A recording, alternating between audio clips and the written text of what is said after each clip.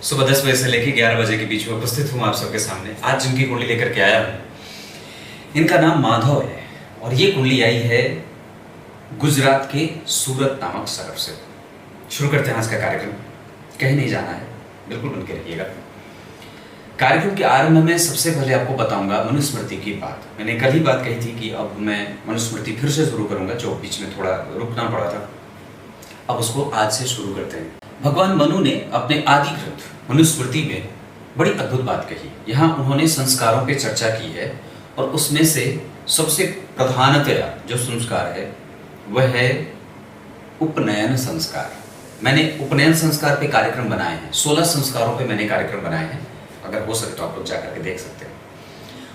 उपानयन भी इसे कहा जाता है। उपानयन और उपनयन दोनों यज्ञोपवीत संस्कार ही हैं। उप का अर्थ होता है गुरु और नयन का अर्थ होता है उनके पास ले जाना। गुरु के पास ले जा करके जातक का यज्ञोपवीत संस्कार करा देना, उसे सूत्र से बांध देना, है ना। चूड़ाकरण, कर्णभेदन और यज्ञोपवीत, ये तीनों व्यक्ति के शरीर पे धारणीय होते हैं। उसे हमेशा धारण करना चाहिए। माथे पे शिखा, कंधे पे सूत्र और माथे पे तिलक, ललाट पे। तो कहने का तात्पर्य है कि यज्ञोपवीत संस्कार में बालक को, जब ब्राह्मण का बालक है तो 8 वर्ष में उसका यज्ञोपवीत हो जाना चाहिए। कितने वर्ष में? 8 वर्ष में। क्षत्रिय के बालक का यज्ञोपवीत 11 वर्ष में हो जाना चाहिए और वैश्य का जो बालक है उसका यज्ञोपवीत 12वें वर्ष में हो जाना चाहिए, जन्म से।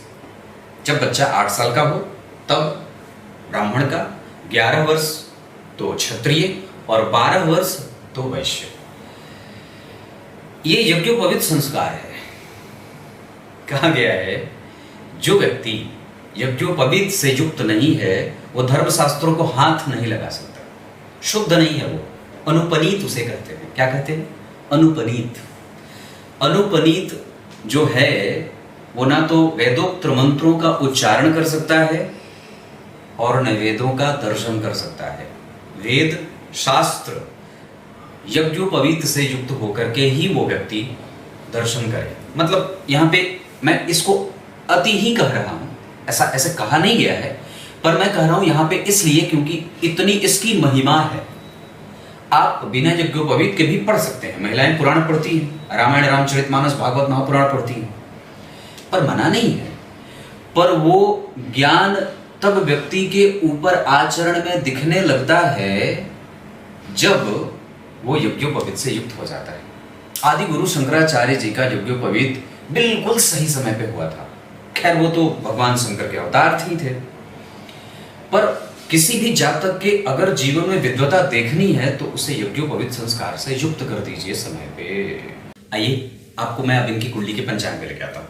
ये कुंडली बनी है दक्षिणायन, मतलब सूर्य को बल देने की आवश्यकता होगी।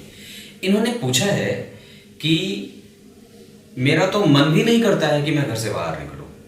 इनका आत्मबल इतना कमजोर है और कई बार तो इनका समाज से विश्वास भी उठ सा गया है। अब प्रश्न ये उठता है कि ऐसा है क्यों? तो सबसे पहले इनका जन्म दक्षिणायन में हुआ। इसका अर्थ है कि जितने भी शुभ ग्रह हैं, मतलब कुंडली के जो शुभ लक्षण हैं, शुभ प्रभाव, वो थोड़े कमजोर हैं। दक्षिणायन में सूर्य कमजोर हो जाते हैं और जितने भी शुभ ग्रह हैं वो भी कमजोर हो जाते हैं।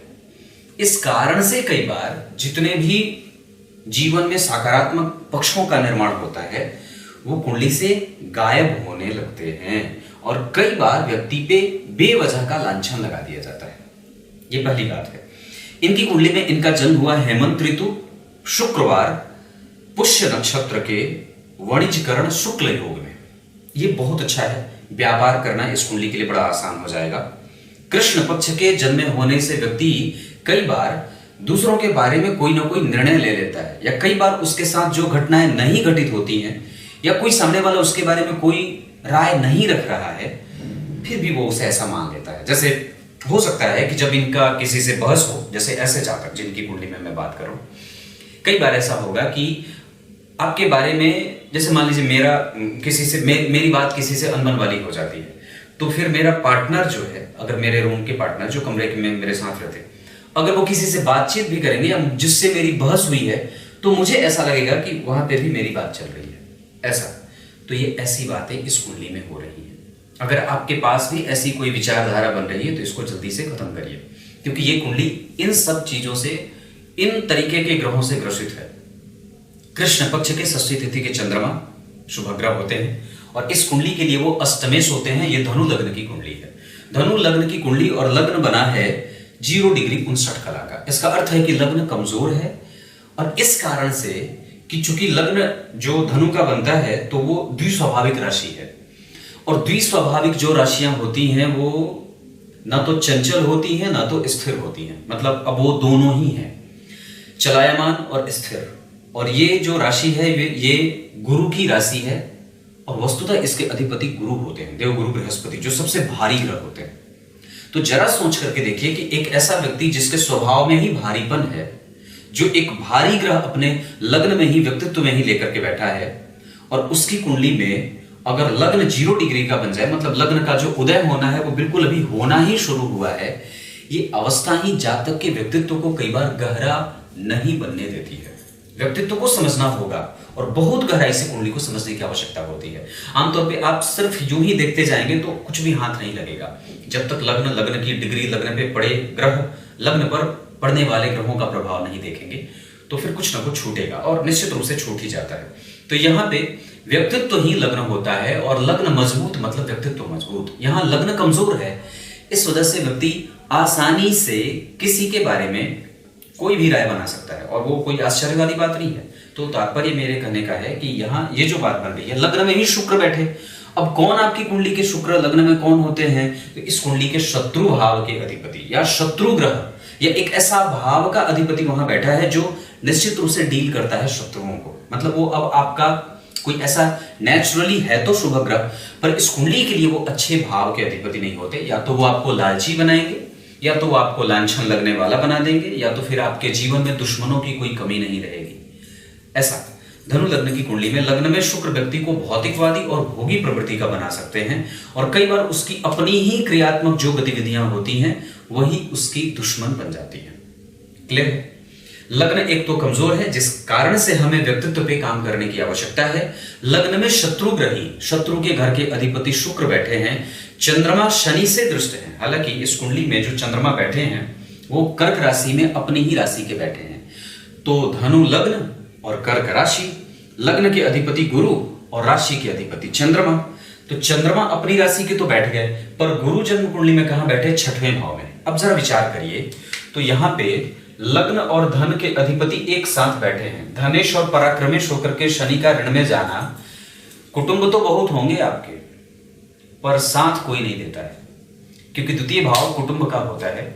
उस भाव का अधिपति चूंकि लग्नेश से युक्त है, शनि यहां लग्नेश से युक्त है और 6ठे भाव में बैठे हैं। 6वें भाव में पापक ग्रह का बैठना बड़ा मजेदार होता है। अगर प्रश्न कुंडली भी बना रहे हैं, ध्यान से समझिएगा, बहुत बड़ी बात बता रहा हूं।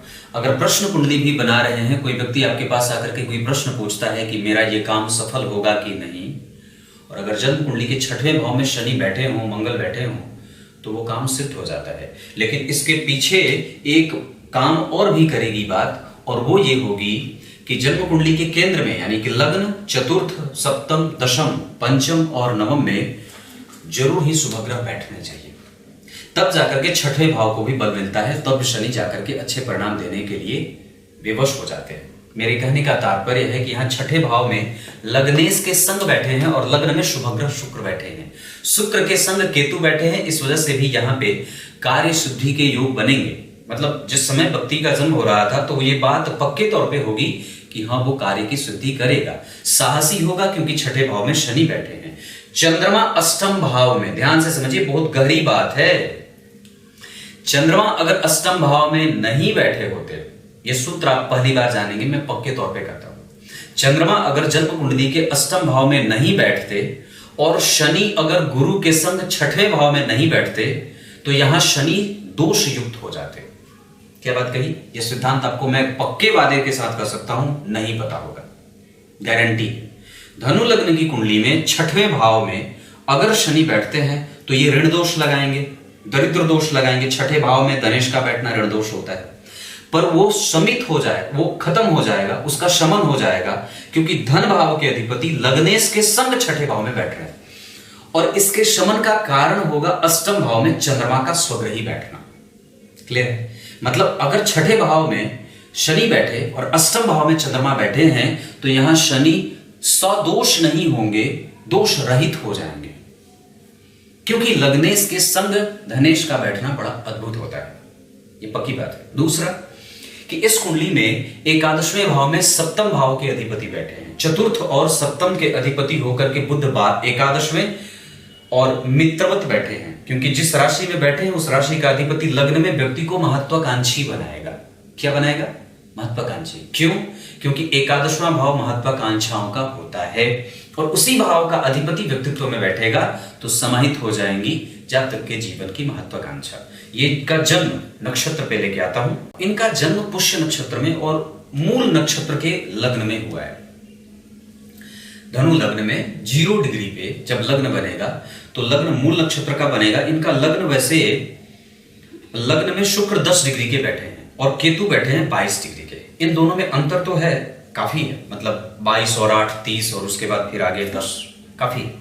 इस वजह से भी यहाँ पे शुक्र और केतु का बैठना व्यक्ति को एक अलग तरीके से किसी भी चीज को देखने वाला बना देगा। आप वो अब ऐसा समझ सकते हैं कि वो किसी भी चीज को ऐसे सामान्य व्यक्ति की तरह नहीं, वो इमोशनल होगा और खुद को अनुभवी समझेगा। उसको लगेगा कि मेरी बात क्यों नहीं सुनी जा रही।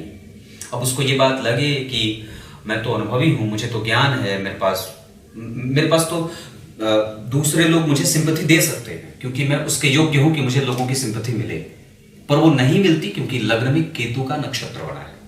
केतु लग्न में बैठे हैं, मूल नक्षत्र के लग्न में बनने के कारण और जन्म होने के कारण, और चंद्रमा के पुष्य में बैठने का प्रभाव मैं आपको बताता हूं। पुष्य नक्षत्र में जन्मे लोग धनी होते हैं पर हठी और क्रोधी होते हैं। ये शनि का नक्षत्र है, ये नक्षत्रों का राजा है पुष्य। और दरअसल ये एक ऐसा नक्षत्र है जो व्यक्ति को कभी भी स्थिर नहीं रहने देता है। निरंतर उसके जीवन में लक्ष्यों का निर्धारण होता रहता है। वो सदैव अपने जीवन को लक्ष्य विहीन नहीं बनाना चाहता, पर यहां वो कई बार अपने आप को लोगों के हिसाब से बदलने के कारण अपने मूल प्रकृति से छिटक जाता है।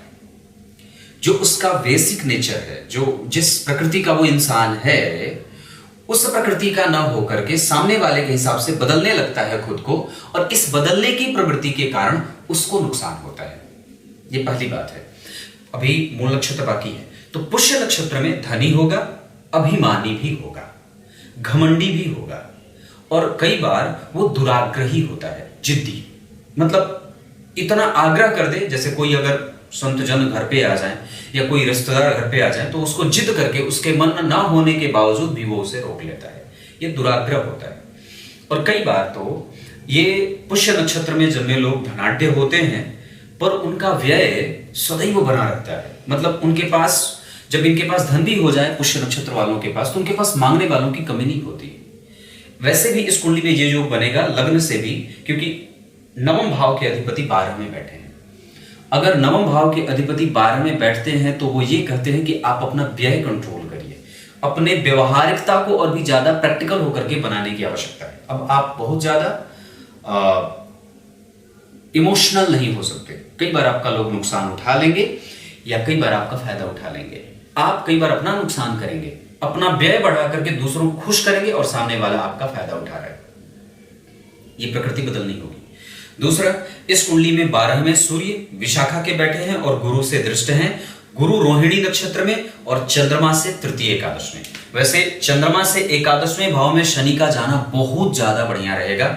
आयु के मामले में, धन के मामले में, पराक्रम के मामले में, चल अचल संपत्ति के मामले में, अपने बल पे जनरेट करने के मामले में, सुख सुविधाओं के मामले में और बड़े लक्ष्यों के मामले में। मतलब व्यक्ति बड़े लक्ष्य को आसानी से प्राप्त कर सकता है। पर चूंकि चंद्रमा अष्टम में है, शनि से दृष्ट है और उस पर किसी शुभ ग्रह की कोई दृष्टि नहीं है, उससे 4 घर आगे बुध बैठे हैं जो व्यक्ति के डिसीजन मेकिंग कैपेसिटी को कमजोर करते हैं। ये बात मैंने कार्यक्रम में भी बताई है। चंद्रमा से चौथे भाव में बुध का होना, चंद्रमा से कौन से घर में बुध है, इस पे मैंने कार्यक्रम बनाया है। चंद्रमा से संबंधित कार्यक्रम, आप जाकर के उसे अवश्य देखिएगा, ये आपके लिए बहुत महत्वपूर्ण होगा, क्योंकि चंद्रमा स्वग्रही है पर अष्टम में बैठे हैं। ये कई बार पिता के साथ संबंधों को भी कमजोर करते हैं और कई बार पिता का सुख भी वंचित होता है, क्योंकि जन्म कुंडली में दशम स्थान में बुध बैठे हैं जो एकादशवें भाव में बैठे हैं। पिता धनवान थे, पिता के पास ऐसा कोई वो नहीं था, पर वो व्यक्ति पिता का सुख नहीं भोग पाता, क्योंकि पिता की अपनी महत्वाकांक्षा इनके परिवार के लिए आड़े आ जाती है। क्लियर है? और पिता के साथ जो पिता भाव में राशि बनी है वो मूलतः 6 नंबर की राशि है, जो कई बार पैतृक संबंधों को लेकर के पैतृक विवादों को बढ़ाने वाली या गहराई देने वाली होती है। ये बहुत गहरी बात है। चंद्रमा से बुध का केंद्र में होना धनवान तो बनाता है, व्यक्ति अपने बल पे सब कुछ करता है, इस वजह से साहस कभी कम नहीं करना चाहिए। हाँ, अभी दशा में बुध चल रहे हैं जो इस कुंडली के लिए बाधकेश होते हैं। धनु लग्न की कुंडली के लिए सप्तम भाव बाधकेश है, उस भाव का अधिपति बाधकेश की भूमिका में आ जाता है और वहां बैठ करके सप्तम भाव में राहु बैठ गए, इस भाव को कमजोरी मिल गई, डबल मारक हो गया क्योंकि राहु यहां बैठ गए। वहां से बैठ करके उन्होंने सप्तम भाव के अधिपति को देख लिया। शुक्र जन्म कुंडली में पहले ही लग्न में बैठ करके आपकी प्रतिस्पर्धा बढ़ा रहे हैं। राहु लग्न को देख करके आपको भ्रमित और आधा परिणाम दे रहे हैं और तृतीय भाव पे राहु की दृष्टि आपको मेहनत करने के लिए विवश, लेकिन शनि और राहु सबकी दृष्टि यहां पे है। इस कारण से व्यक्ति को पराक्रम करना ही पड़ता है और कई बार वो ये कहता हुआ नजर आ जाता है, मेरे भाग्य का सुख मुझे नहीं मिलता।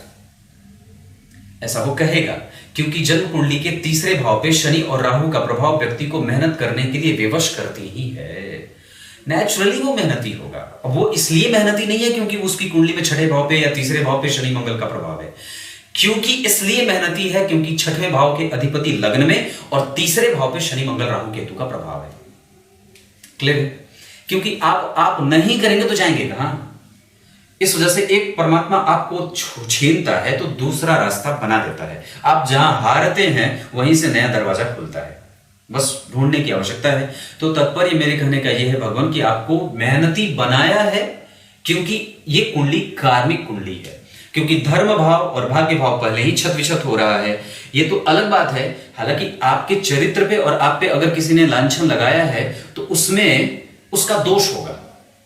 इस कुंडली के लिए मैं ये बात कह सकता हूं, आमतौर पे मैं ये बात कहता नहीं हूं, पर ये बात अभी मैं कहूंगा कि अगर इस कुंडली पे किसी ने दोष लगाया है उसमें उसको दोषी कहूंगा। ये व्यक्ति दोषी नहीं है, क्योंकि शनि के साथ लग्नेश गुरु बैठे हैं जो व्यक्ति को प्रैक्टिकल ही नहीं आध्यात्मिकता से युक्त रखते हैं और अच्छे नेचर का बनाते हैं। इसमें एक बात और भी जोड़नी होगी मुझे, क्योंकि सूर्य के ऊपर गुरु की दृष्टि है। धर्म भाव के अधिपति सूर्य धर्म के कारक गुरु से दृष्ट है। धर्म भाव के अधिपति सूर्य जन्म कुंडली में शनि से दृष्ट हैं। इस वजह से इन्होंने पूछा है कि हे प्रभु, लोग मुझे जो मैं नहीं करता उसका भी मुझे दंश झेलना पड़ता है। यह सिर्फ इसलिए होता है क्योंकि आपकी कुंडली में भाग्य भाव का अधिपति 12वें, द्वितीय भाव का अधिपति 6वें और राहु का प्रभाव जन्म कुंडली में आपके सप्तम भाव और आपके शुक्र पे है, यानी कि 6वें भाव के अधिपति पे भी राहु का प्रभाव है। इस कारण से भी गड़बड़ी होती है। अब आपके गुरु के ऊपर किसी शुभ ग्रह का कोई प्रभाव नहीं है, किसी ने नहीं देखा है। आपके गुरु के ऊपर न तो शुक्र देख रहे हैं, आपके गुरु से न तो चंद्रमा का संबंध बहुत ज्यादा बढ़िया है, केंद्र का तो है नहीं, और गुरु भी अष्टम में 6वें में है, चंद्रमा भी अष्टम में 6वें में है। पर इसका स्पष्ट उच्चारण मैंने बता करके रखा है कि शनि कैसे हैं, सदोष थे पर निर्दोष हो जाएंगे, ये दोष युक्त नहीं रहेंगे। चंद्रमा अष्टम में बैठे हैं, इस वजह से शनि को शुभता मिल रही है। गुरु अगर शनि के संग नहीं होते तो ये कुंडली खराब हो जाती है। क्लियर है? इस कुंडली में भाग्य का सुख थोड़ा कमजोर है। अगर हो सके तो बाहर जाइए, अपने माता पिता का आशीर्वाद कोशिश करिए पाने की। हालांकि इस कुंडली में पिता का सुख थोड़ा कम सा है, क्योंकि मंगल कन्या राशि में बैठे हैं तो वो जीर्ण बना देते हैं। पिता के साथ संबंधों में बुढ़ापा आ जाता है, वो जवान नहीं रहता, वो कई बार ऐसा हो जाता है।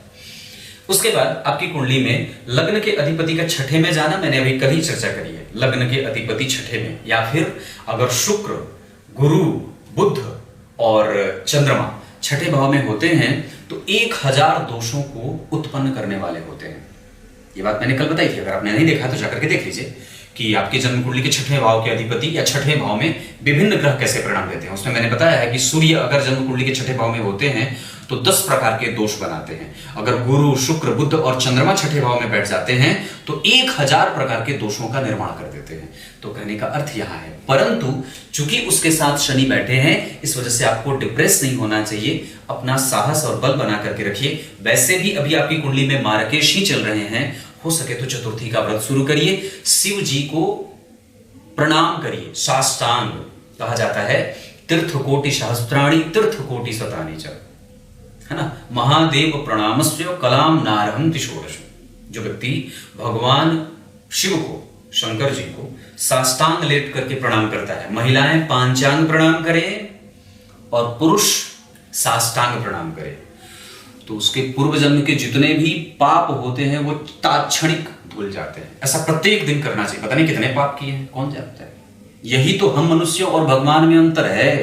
महाभारत में भगवान ने सीधी बात कर दी, तू नहीं जानता कि पिछले जन्म में तू क्या था, मैं तो जानता हूं क्योंकि मैं भगवान हूं। ऐसा उन्होंने कहा है महाभारत में। तो युद्ध के मैदान में कह दिया, जहां सब लोग के पसीने छूट रहे थे, वहां भगवान ने उपदेश दे डाला, इतना बड़ा लंबा चौड़ा, जो आज सर्वमान्य ग्रंथ है। तो सोच के देखिए, तो वहां पे तो भगवान ने बात कही कि मुझे अपने पूर्व जन्म में तो जन्म लेता ही नहीं, ना मैं मरता हूं, और मेरे ही अंश तुम्हारे शरीर में विद्यमान है। मैं अंशी और तुम मेरे अंश। तुम्हारी जो आत्मा है वो मेरे ही अंश के रूप में प्रतिष्ठित है, मैं उसका अंश ही हूं। तो तात्पर्य है ये कहने का कि जो व्यक्ति अगर भगवान को प्रणाम करे, उसके पूर्व जन्म के सारे पाप धुल जाते हैं। क्योंकि हमें पता तो है नहीं कि मैंने कौन सा पाप किया था, आपको पता तो है नहीं कि कौन सा पाप किए थे, पर यही पाप न हो इस वजह से शुभ कर्म किए जाते हैं। ये इतनी बात है। नवांश कुंडली में, इस कुंडली के लिए अंक सदैव ही 7 अच्छा रहे। दिशा इस कुंडली के लिए उत्तर पूर्व बहुत अच्छी रहे। राशियां मेष, सिंह, तुला और धनु बहुत अच्छी है। विवाह करना हो तो कर्क, धनु और कन्या की जातिकाओं से विवाह चलेगा। इसके अतिरिक्त आपकी कुंडली में गुरु का प्रभाव मंगल पे शिक्षकीय योग है। आप अपना दिमाग चलाइए, मंत्र जपिए, आदित्यस्य नमस्कारम यो कुर्वन्ति दिने दिने जन्मांतर सहस्त्रेषु दारिद्र्यम नोपजायते। जो व्यक्ति भगवान सूर्य के ओम आदित्याय नमः मंत्र का जप करता है, खगाय नमः, हिरण्यगर्भाय नमः, जितने भगवान के 12 नाम हैं भगवान सूर्य के, उनमें से प्रत्येक 12 नाम में से सिर्फ एक सर्वप्रिय नाम ओम आदित्याय नमः का जप करेगा, वो कभी श्रीहीन नहीं होगा। आपकी कुंडली में चाहे सूर्य कारक हो, मारक हो, धाड़क हो, कुछ भी हो, जितना आप ज्योतिष के मामले में जितना जानते हो, पर शास्त्र यही कहता है प्रत्येक व्यक्ति को ओम आदित्याय नमः से भगवान सूर्य को अर्घ अवश्य देना चाहिए। गायत्री मंत्र से प्रत्येक दिन अवश्य अर्घ देना चाहिए, और वो कभी भी किसी की कुंडली में नुकसान नहीं देते। ये बात है। नवांशा मेष का बना, इसका अर्थ है कि यहाँ के पंचमेश यहाँ के लग्नेश हो गए, और लग्नेश धन भाव में गुरु मंगल बोल करके धन कमाने का योग है। यहां भी शिक्षकीय योग लगा है, यहां भी लगा है। गुरु का प्रभाव बुध पे होता तो ये और भी पुष्टिदायक हो जाता, परंतु गुरु ने सूर्य को देखा है। आपकी कुंडली में सरकारी नौकरी के भी योग हैं। जो काम पिता करते आए हैं वो काम को करने का भी योग लगा है। आपकी कुंडली में भाग्यभंग योग लगा है। पंचम के कारक छठे में, पंचमेश दशम में, ये पिता को बल देता है। व्यक्ति के जन्म के बाद पिता उत्थान में गया या उसके मन के लायक काम बन गए जो वो चाहता था इनके पिता के साथ ऐसे। और यहाँ पे शुक्र के संग केतु का बैठना, राहु का केंद्र में, एक शुभ ग्रह केंद्र में बैठा, पर वो भी जन्म कुंडली में षष्ठेश और एकादशेश है। इच्छाएं पूरी होंगी जरूर, क्योंकि लग्नेश के साथ शनि बैठे हैं। आयु बहुत अच्छी है, कम से कम 75 से ज्यादा।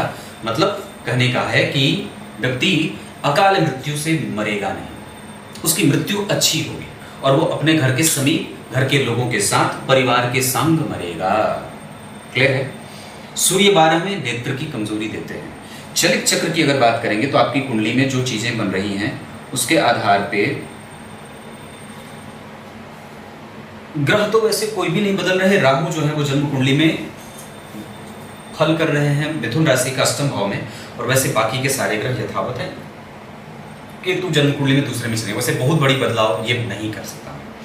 एक बात और कहता हूं, इस कुंडली में नवांशा अगर बनी है, जो मेष की बनी, ये बहुत अच्छा बना। शनि बहुत अच्छे बैठे, चंद्रमा के संग केतु, शुक्र के साथ शुंग, सूर्य बैठे हैं। इस वजह से कभी कभी दाम्पत्य में कंफ्यूजन होगा। कभी लगेगा कि पता नहीं मेरी शादी होगी भी कि नहीं, मेरा विवाह होगा कि नहीं, मेरे मांगलिक कृत्य का सुख मुझे मिलेगा कि नहीं, पर जरूर होगा और विवाह अच्छा है, विवाह कमजोर नहीं है। अगर यहाँ पे चंद्रमा के साथ केतु नहीं बैठते तो ये खराब हो जाता, क्योंकि चंद्रमा और शुक्र का परिवर्तन हुआ है, इसे बहुत अच्छा कहेंगे। इस स्थिति में व्यक्ति के विवाह के बाद उत्तरोत्तर फल की वृद्धि होती है और उसका करियर भी ग्रोथ करता है। विवाह के लिए दिशा इस कुंडली के आधार पर उत्तर बहुत अच्छी रहेगी। इस कुंडली में चंद्रमा, मंगल, शुक्र जैसे 3 ग्रह दशमांशा में बैठे हैं। राहु यहाँ बैठे हैं, जिसके अधिपति मेहनत करवा करके कंप्यूटर जनित शिक्षाएं, आधुनिक और तकनीक से संबंधित क्षेत्रों से जोड़ करके व्यक्ति धन कमा सकता है। इतनी बात है। इसके अतिरिक्त इस कुंडली में दशम स्थान के अधिपति मंगल बुध बनते हैं, वो तृतीय में बैठे हैं। कल को अगर चाहें तो आप खुद का रोजगार बना सकते हैं ट्रांसपोर्ट से संबंधित। वैसे अभी आपकी कुंडली में जो बात चल रही है उसके आधार पे मैं बात बता दूं तो इस कुंडली को और भी परेशानी इसलिए भी झेलनी पड़ी है क्योंकि सूर्य मृतप्राय थे और चंद्रमा कमजोर होकर के बैठे थे। वैसे अगर वो चंद्रमा अष्टम भाव में नहीं बैठे होते तो इसमें और भी परेशानी बन सकती थी, लेकिन कम से कम गनीमत है कि वो अष्टम भाव में स्वग्रही होकर के बैठे हैं। वैसे तीसरे नंबर पे अगर बात करूं तो मंगल, बुध और गुरु के साथ शुक्र, ये चारों ग्रह आपकी कुंडली में बलिष्ठ होकर के, बलवान होकर के बैठे हैं। लग्न में विषम संख्या की राशि का बनना अच्छा माना जाता है। जन्म कुंडली के 6वें भाव में पापक ग्रह का बैठना अच्छा होता है। जन्म कुंडली के 6वें भाव में लग्नेश का बैठना व्यक्ति को नौकरी करने वाला इंसान बनाता है। जन्म कुंडली के 8वें भाव में किसी भी ग्रह का नहीं बैठना अच्छा होता है, लेकिन जन्म कुंडली के अष्टम भाव में अपने ही घर का कोई ग्रह बैठा हो उसे और भी अच्छा हो जाता है। जन्म कुंडली के अष्टम भाव में कोई एक ऐसा ग्रह बैठा हो जिसको सिर्फ एक दृष्टि प्राप्त हो तो ये और भी अच्छी बात होती है, क्योंकि अष्टमेश जहां बैठेंगे और अष्टमेश जहां देखेंगे उन सबको छत विछत करते हैं। को कम से कम चंद्रमा ऐसा तो नहीं करेंगे, क्योंकि वो वस्तुतः आपकी कुंडली में एक दृष्टि प्राप्त करने वाले ग्रह हैं जो मूलतया एक जगह पे देखेंगे, द्वितीय भाव पे, जो आपके स्वभाव को बड़ा विनम्र और बताऊं कैसा बनाएंगे, आपको कैसा बनाएंगे, वो मेरे जैसा बना देंगे। मैं जब बचपन में खेलता था, 4 कोनों का खेल खेलता था, तो मैं अपने मौसी के लड़के के साथ खेलता था जो बड़े अच्छे ज्योतिषी हैं, दिव्य हैं, और उनके साथ खेलता था।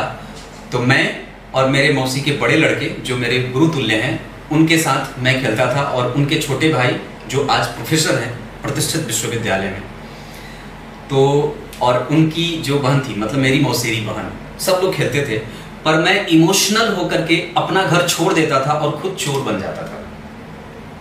चोर बनने के बाद मेरी पिटाई होती थी, मैं परेशान होता था, पर फिर भी मैं इमोशनल होने के कारण अपना कोना छोड़ करके चोर बन जाना ज़्यादा अच्छा समझता था, और ये सोचता था कि नहीं, मेरी जो बहन जी हैं, मतलब मौसेरी बहन, उनको चोर ना बनना पड़े। पर उनके ही दोनों सगे भाई कभी चोर नहीं बनते थे, उन्हें पीटते भी थे, बचपन की बात है। पर ये बात ऐसा होता था, मतलब मैं अब ये बात समझता हूँ कि एक्चुअली मैं ऐसा क्यों करता था, क्योंकि मेरी कुंडली के चंद्रमा थे कमजोर, जो मुझे इमोशनल बनाते थे और जो मुझे किसी भी बात को एक पक्षीय रूप से देखने के लिए विवश करते थे। क्लियर? मंगल के बाद बुध और गुरु की बात की, शुक्र के बारे में भी चर्चा करी। शनि इस कुंडली में कमजोर होंगे लेकिन नहीं है, होते हैं पर होंगे नहीं। शनि की दशा में बड़े अच्छे परिणाम मिलेंगे, और राहु और केतु इस कुंडली के लिए कष्टदायक दशाओं में से एक रहेगी दशा, जो आपको परेशान करेगी। इस वजह से राहु की दशा वैसे इस कुंडली के लिए मार्केश की दशा होगी, क्योंकि सप्तम में बैठे हैं और 6वें भाव के अधिपति शुक्र से और 11वें भाव के अधिपति से दृष्ट हैं, जो पापी भाव होता है। गुरु 6 में बैठे हैं, लग्न 0 डिग्री का बैठा है, इस वजह से कुंडली थोड़ी जो है वो ऊपर नीचे उधेड़ बुन में है। वैसे इस कुंडली का दशमांश बहुत अच्छा बना है, क्योंकि दशमांशा में पंचम भाव के अधिपति दशम में, यहाँ भी दशम में, यहाँ पे बुध दशम में बैठे, इस वजह से व्यापारिक कुंडली है, चंद्रमा व्यापार करने वाला बना रहे हैं। इतनी सी बात है। नक्षत्रों के आधार पर अगर बात करूंगा तो आपकी कुंडली में जो नक्षत्र की बात होगी उसमें हस्त बहुत अच्छा होगा, रोहिणी, पुष्य, स्वाति के साथ विशाखा, ये सब नक्षत्र अच्छे होंगे। इस कुंडली के लिए बुधवार का दिन तो अच्छा नहीं होगा, बोल गया, पर गुरुवार का दिन बहुत अच्छा होगा और रविवार का दिन बहुत अच्छा होगा। इस कुंडली के लिए दाम्पत्य, आपकी कुंडली वैसे मंगलिक वगैरह नहीं है, पर फिर भी एक बात बता दूं, अगर विवाह करना होगा तो बिना मिलाए मत करिएगा, नहीं तो गड़बड़ी होगी और निश्चित रूप से परेशानी हो सकती है, क्योंकि चतुर्थ भाव कंफ्यूज है। अगर ये शुक्र और चंद्रमा केंद्र में नहीं होते और ऐसा कुछ नहीं होता तो और भी खराब हो सकती थी कुंडली, लेकिन चंद्रमा और बुध चूंकि, चंद्रमा और शुक्र चूंकि केंद्र में है और परिवर्तन कर रहे हैं, इस वजह से मैं इन्हें बहुत ज्यादा डिप्रेसिव नहीं कहूंगा, इतनी बात है। इस कुंडली में सबसे अच्छी जो दशा रहेगी वो रहेगी मंगल, सूर्य और गुरु की। इसके अतिरिक्त इस कुंडली में बुध की दशा भी व्यक्ति की इच्छाओं की पूर्ति करने वाली हो सकती है। व्यक्ति भोगी प्रवृत्ति का होगा। अभी आपको थोड़ा ध्यान रखना चाहिए, 24 के दिसंबर से कुछ न कुछ काम जरूर शुरू करना शुरू कर दीजिएगा। हो सकता है तो सारे लोग आपके ही पास घूम के आएंगे। बस अपनी व्यथा कमजोर मत करिए। ओम आदित्याय नमः मंत्र का जप करिए। तब तक के लिए